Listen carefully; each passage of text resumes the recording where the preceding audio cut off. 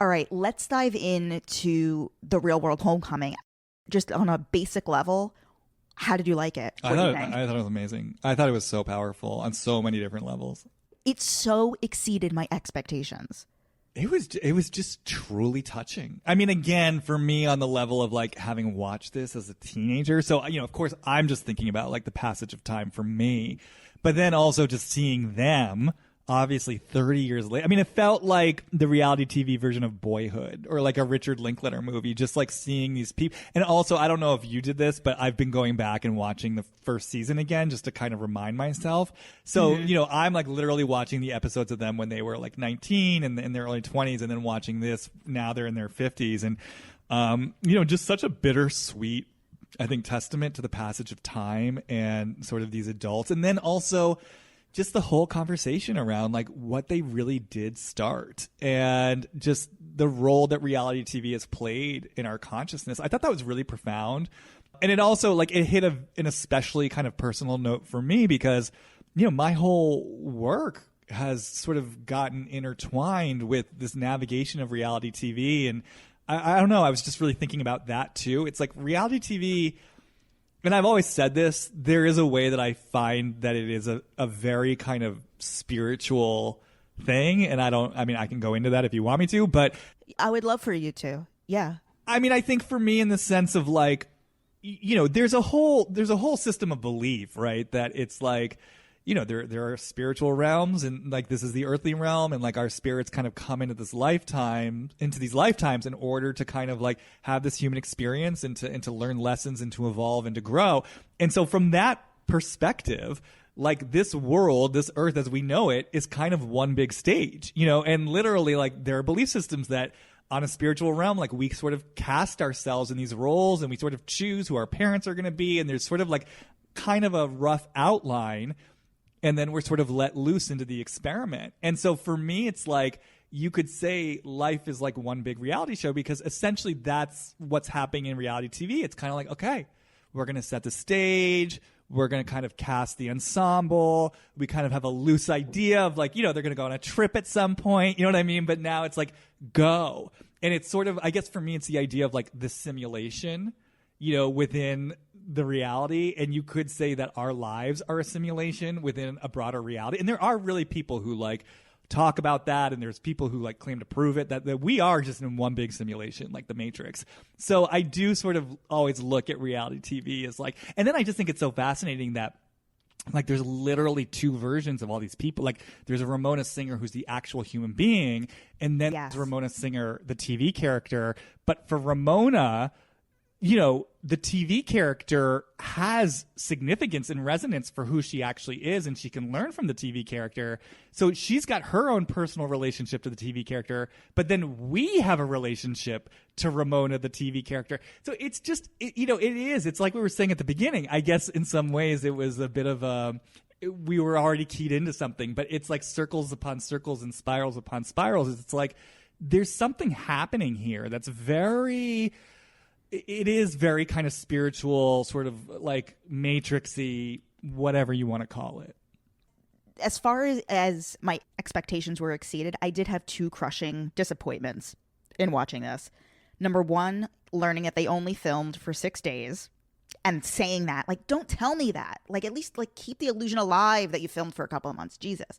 And number two, the fact that Eric wasn't there and he's only seen on screen because of COVID. Come on. Could they not push it off 2 weeks? That was really disappointing. Really, really, really disappointing. That like kind of it's driving me a little nuts. I will say that I thought it was insanely touching when Heather, basically gave Kevin his due and just said like, you were right about everything. And I thought it was so powerful for her to really claim and own, like, I didn't want to take you seriously. I didn't want to hear it.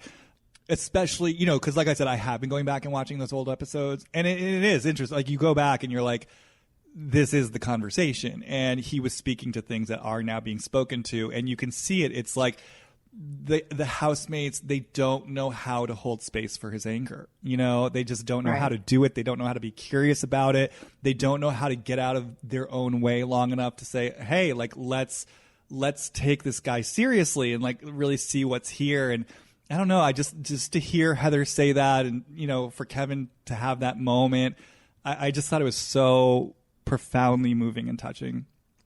And for Kevin and Julie, who had that, one of the most, important, quote unquote fights, although I thought it was great how, I forget who said it on the show, maybe it was Becky, saying back then they had debates, not fights, which unfortunately is what reality turned into. It's all about fights, not debates.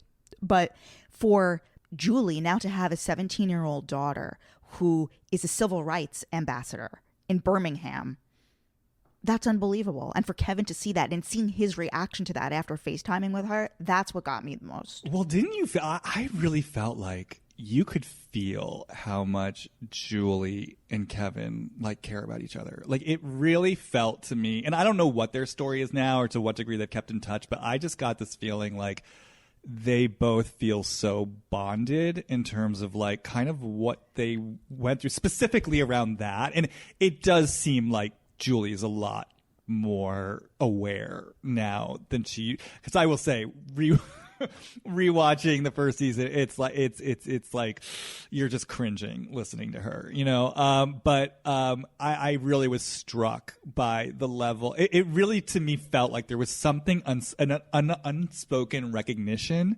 between the two of them that, again, was really touching to me. And I was, really touched by Kevin at the end too, basically saying I wish I could have accepted them for, where they were in the moment. I mean, the whole thing was just so, it really was, it was profound and it was beautiful. And I found myself really moved by all of it.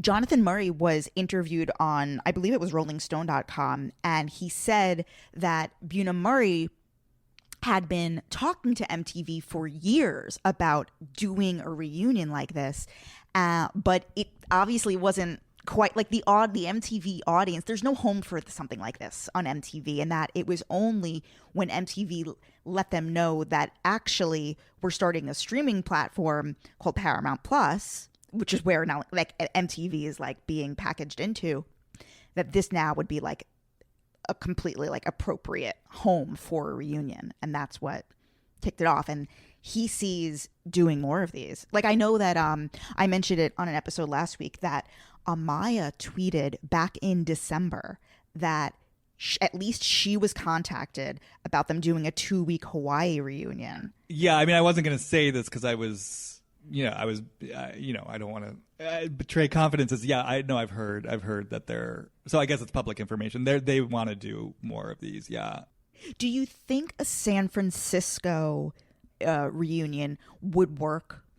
It's tough because, I mean, obviously Pedro's not there, which of course they could maneuver around that. I mean, I would be so drawn to it because I loved San Francisco. And on the one hand, there are fascinating people who I consider, quote unquote, real people, like Judd and Pam and Corey and even, Rachel, who I would be really interested in catching up with them. I think the concern for me is that you then also have Puck. And depending on where he's at in life, and is it just all going to become about Puck again? And I don't know. There's just something distasteful to me about because Pedro has died.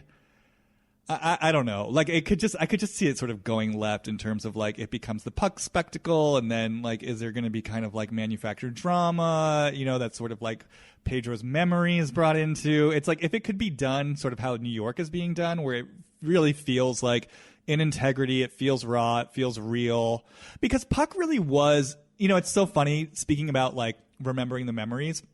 My brother always had disdain for my love of the real world and reality TV. And I remember us speaking about San Francisco when it was airing, and him literally saying, I hate this stuff because of stuff like Puck. It feels like stunt casting. But again, this was so early. I feel like Puck was the first stunt cast member. He was the original sort of stunt queen. Right. I remember so much about all this.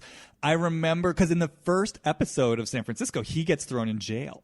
And I remember then reading in the interview with him where he basically, or with someone where basically they were saying he thought, when he got thrown in jail, he was basically I'm on the real world and basically you have to let me out and they're going to get me out.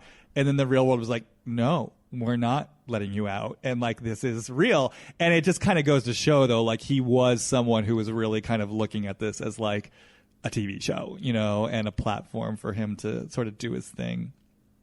Which seasons do you think would work best for a quote unquote homecoming reunion? Oh man, I'd love to. I think Miami would be awesome. You know, I think Hawaii, just, you know, obviously that was such like a spectacle of a season. I think Seattle, that whole era, I think would be really good because it was still like really real back then.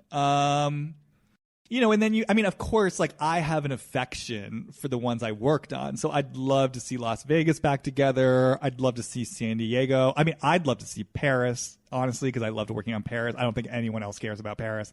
I mean, honestly, I think that they all work. You know, I think it's just a question of like some of them, obviously, in the case of like Pedro, we're never getting him back. I think with others, it would be more, you know, like would The Miz do something like this at this point, you know, because he's got a successful wrestling career? Or even like I wonder if you could get, for example, I mean, it's been a while since he's been in the limelight, but could you get like a Kyle to come back to Chicago? Or I mean, let's talk about the like this is like, I feel like the golden egg in terms of people who've left it behind.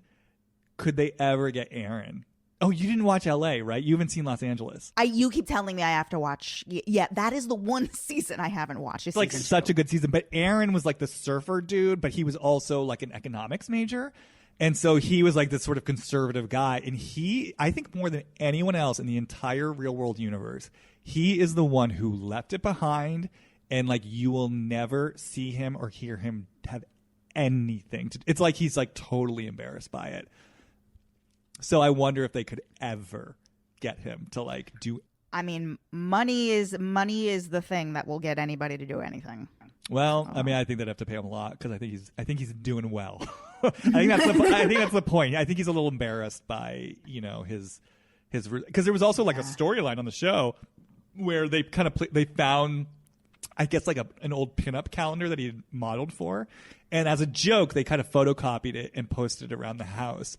And when he sees it, he flips out and he's just like, do you have any idea what this could do to my image and my career? And so he took himself very seriously. And I don't know, he made some sort of deal with the devil to do this for like one season, but no one has ever heard from that guy again. And I actually went and looked for him on Instagram, and it's a private account, and I requested, and he never gave me permission.